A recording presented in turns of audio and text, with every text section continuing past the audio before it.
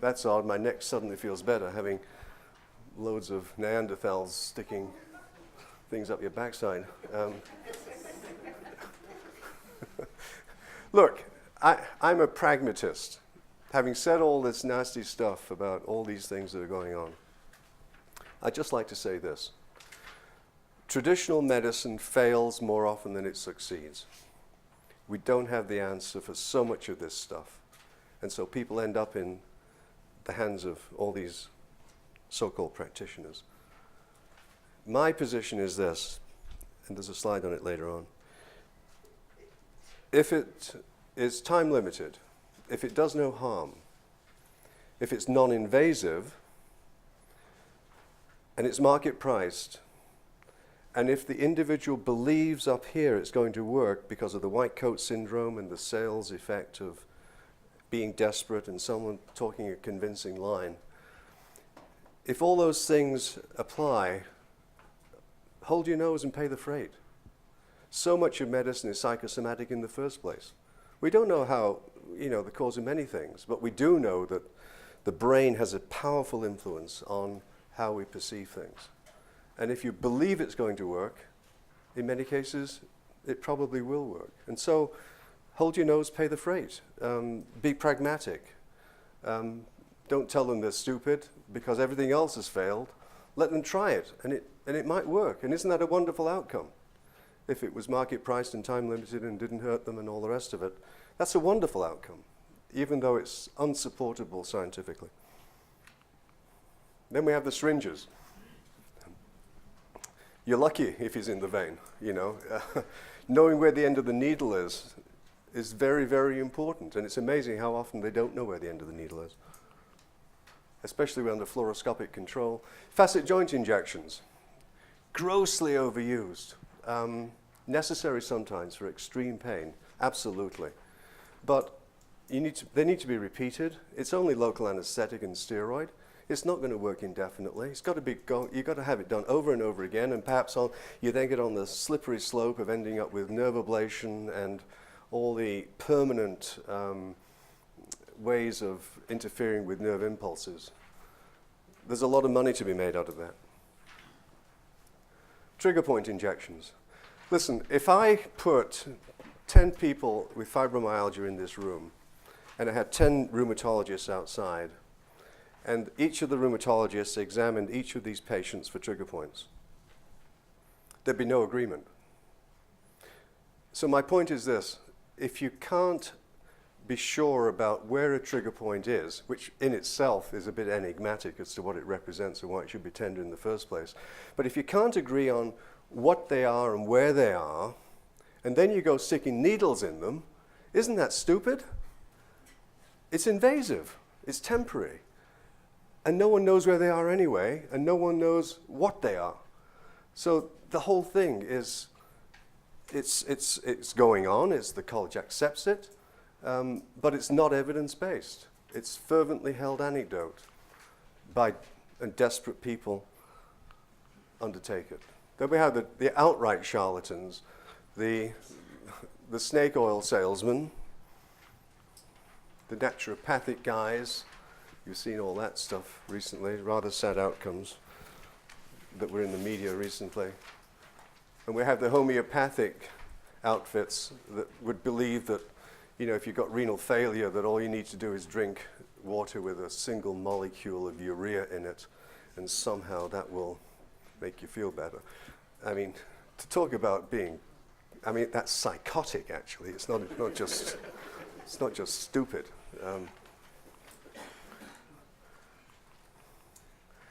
All right, then we get into the more serious stuff.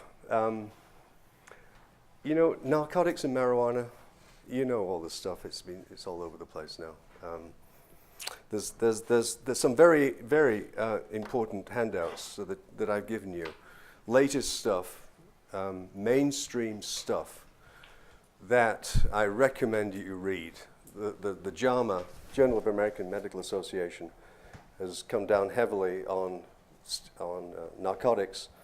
It's a clinical paper. It's on a very specific instance of osteoarthritis, and showing very clearly that opioids, narcotics, have no benefit in that study, which was really well done, have no benefit over non-narcotics for pain control. In fact, non-narcotics were slightly better.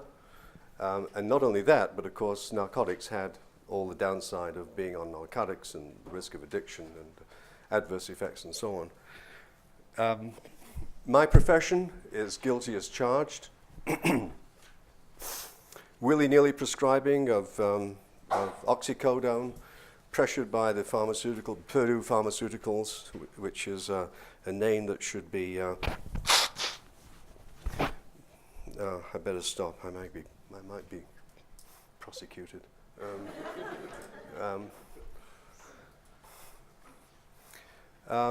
You know, reps pushing narcotics in every GP's office. I mean, it's just unconscionable.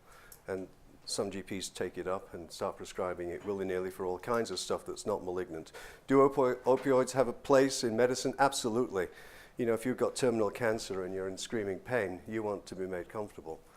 Yeah, very, very important agents, but not to be used for non-malignant pain in the vast majority of circumstances, unless it's extreme and people are suicidal and, you know, there's just no place for narcotics in regular, ordinary clinical medicine outside of those extreme situations. And that article was a very powerful article documenting how non-opioids are just or more effective.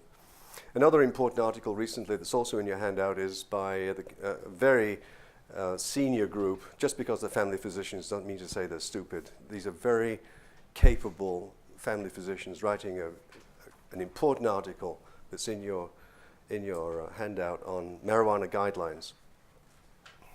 I could go on forever about marijuana, but I'll try and summarize it.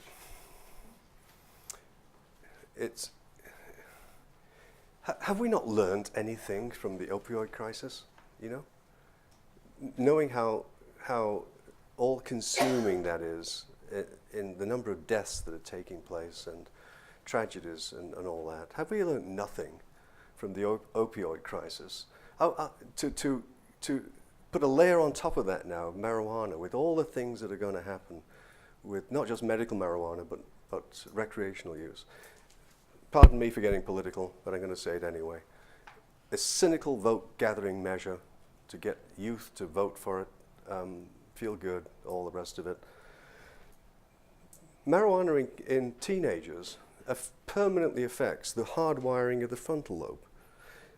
Permanently affects it. Once you're 25 or so, it's not going to have any long-term effect. But we're creating a generation of adults who will be permanently cognitively impaired in measurable, admittedly mild, but measurable ways.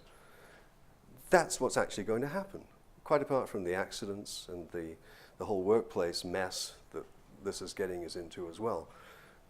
People don't need marijuana. This paper talks about that explicitly. The current guidelines for the approved use of medical marijuana, you can count on the 3 fingers. Extreme nausea and vomiting, chemotherapy, seems to work, really work. Obscure forms of childhood epilepsy, well defined. Certain cases of spasms, spasticity and spasms in multiple sclerosis and similar conditions. That's it. No place for medical marijuana in pain management, period. We're creating a monster here in our society, driven by politicians who have a totally ulterior motive, and medicine is expected to pick up the pieces, and law enforcement, because of that stupidity. It's outrageous. Furthermore, it's unregulated. Who knows what's in this stuff? Different compositions, different strengths, smoking it, in whatever, patches, swallowing it. It's just a horror show, aided and abetted by our College of Physicians and Surgeons, who simply salute in the general direction of their masters and make it so. It's outrageous. And then finally, also in your handout is the Suncor decision, which I've gone on too long on this. I'm getting ahead of myself, getting behind here. The Suncor decision, which again, the unions got involved, and despite the deaths up there, they're preventing the. It'll probably be appealed to the Supreme Court, and let's hope it wins. The unions have really messed up that whole thing. So here's one big take-home message: please, please, please, no opioids for anything unless it's some extreme medical situation. All right, just to continue on treatment, the best thing for people to do is to take control of their own treatment by doing it at home, doing yoga and so on. People are doing it then to themselves rather than having other people do it to them. They're taking ownership of it. And you're trying to return them to their prior condition, obviously. The return to work plan should be consistent with all the appropriate transitions from part-time to graduated modified duties and so on, appropriate restrictions and limitations. These should all be in the report, accommodation if necessary. The various barriers that you might have identified, usually of a psychosocial nature, the possibility that surveillance may be appropriate if there's concern about the legitimacy, but more than anything, the recognition that work is therapy. This is not a kind of Genghis Khan cut them off approach. It just is so true. It restores self-esteem, earning capacity, moving the muscles that you would normally use. Work is most definitely one of the best therapies out there. We talked about medicalization earlier on, and just briefly to whip through this, it's when people are made to believe that they're sick because so many people are saying so by implication, that they're taking a serious interest in you, they're investigating you, and they're giving you all these drugs and so on. We're all to blame. General practitioners, the elephant in the room, chiropractors, physiotherapists, family, what your family expects. It's tradition that you go to bed and we bring you tea and biscuits and, you just rest, and certain ethnic groups believe in that. And it's very nice for the individual. But you're made to believe that you're sick. Lawyers can also be involved in that in terms of prolonging recovery. And then we have the Mayo Clinic syndrome. Dr. Hadler, a US rheumatologist, aptly summarized that if you have to prove that you're ill, you can't get well. In other words, focusing on the illness role as opposed to the wellness role. Very important that you not be pressured into surgery unless there's good corroborating symptoms and signs on imaging that it's likely, Dr. Waddell, for example, that it's likely to be successful. But the overriding thing with any medical involvement is first the Hippocratic Oath. First, do no harm. You can be so overindulgent that it achieves the opposite objective. And it ends up in the merry-go-round that unfortunately is hard to get off. You'd expect some commentary on prognosis, respecting the fact that return to work is abysmal. If someone's been off work for 2 years, there's almost no chance of them ever working again. Acting early is so terribly important. And then at the end of the day, just a quick reality check. Is the whole thing credible? Are there any significant inconsistencies in documentation versus history? What else? Signs, symptom validity tests. But there you draw a line. There was a famous case in Calgary some years ago, Dr. Darlington, who used to talk about malingering all the time in his reports, and the judge put him down, a real squish, and said, Dr. Darlington, it is the court's prerogative to determine motivation. And he didn't do it again. I question that, quite frankly. I know it's an adversarial system, but a judge has much less appreciation of the subtleties of presentations and credibility in a medical sense, not legal sense, in a medical sense, then a judge has much less ability, in my opinion, to determine that than a seasoned forensic psychiatrist or a seasoned rheumatologist or a seasoned orthopedic surgeon. There'll be caveats in the report, sometimes more information is needed, but right at the end of the day, look, there are no guarantees in this game. If a report doesn't come out against you, contrary to your expectation, the IME company is not doing a good job. There cannot be total agreement with you, no matter how definite your feeling is about a particular case. Because sometimes, and it's very humbling when this happens, for me, I can tell you personally, when it comes out opposite, directly opposite to the way you thought it was going to turn out. And the analogy I like to draw there is, if you have an acute abdomen and you need an operation for possible appendicitis, the very last surgeon you want to go to is someone who has a 100% success rate, and every belly he opens is a hot appendix. Because that means that he won't have operated on some that really were hot, just to, and missed them. Every interpretation of that kind of presentation has its it's not perfect, and nor is an IME. So take your lumps, better to know now up front, and if you're on the defense side and it's coming out against you, the green poultice can work wonders, and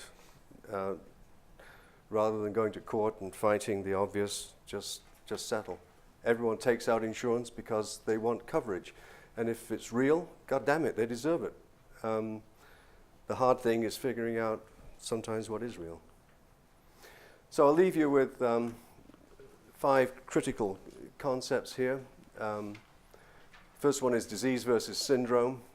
Disease is a pathological state. A syndrome is not. It's a group of symptoms that doesn't have an underlying disease basis necessarily. It's simply a group of syndromes, a group of symptoms.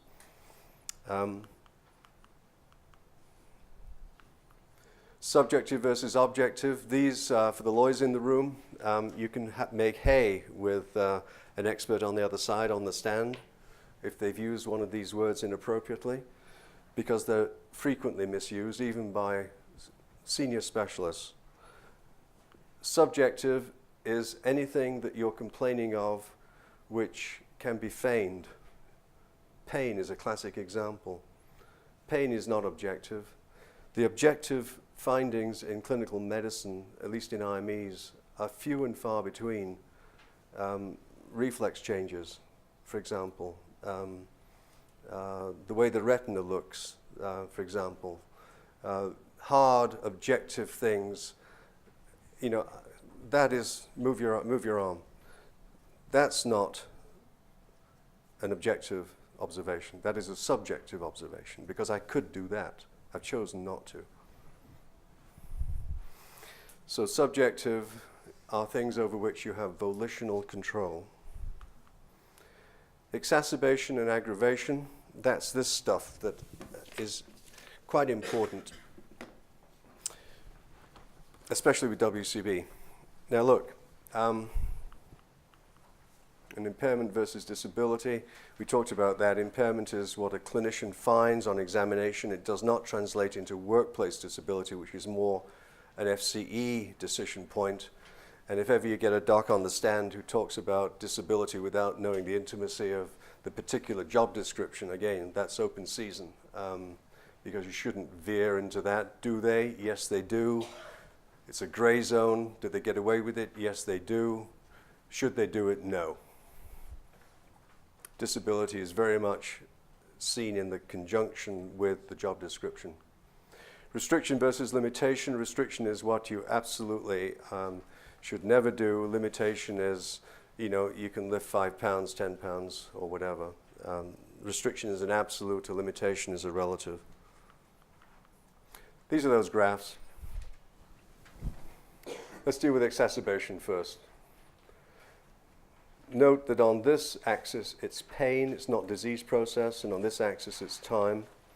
And we have here the spine, and let's think of this as degenerative, as someone who enters this process with a degenerative disease of the spine. A whiplash event happens. The pink line is what the symptom progression would have been absent the accident. It gets progressively worse, it waxes and wanes, it goes up and down, but it's always upwards because that's the nature of a degenerative process.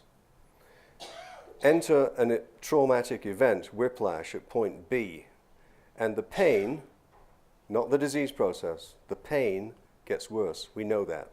It's a sprain. It's like a sprained ankle. The big point is that it then rejoins the curve where it would otherwise have been.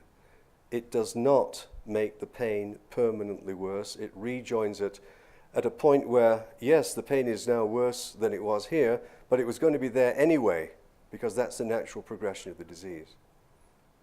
You won't see this in any textbooks.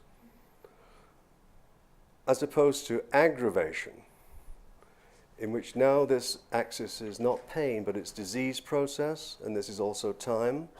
And here we're dealing with a joint fracture, a fracture that crosses the joint, the cartilage of the joint of the knee here, in a degenerative knee. So we have a degenerative knee, osteoarthritis, that's suddenly subjected to a fracture. And that degenerative arthritis, the disease process now, not the pain, the disease would have progressed as it always does. Your osteoarthritis gets worse until you need a replacement. Enter a joint fracture, and the pain and the disease process gets worse because it's crossed the joint line. The big point is this line never rejoins that line. It's always at any one point in time on this vertical axis here, at any one point in time, it's worse than it would otherwise have been. That is a permanent worsening of the pathology. It's an aggravation. Exacerbation is a temporary increase in symptoms, not the pathology. That distinction is absolutely vital in understanding degenerative processes and sprains and strains, and particularly in a WCB setting.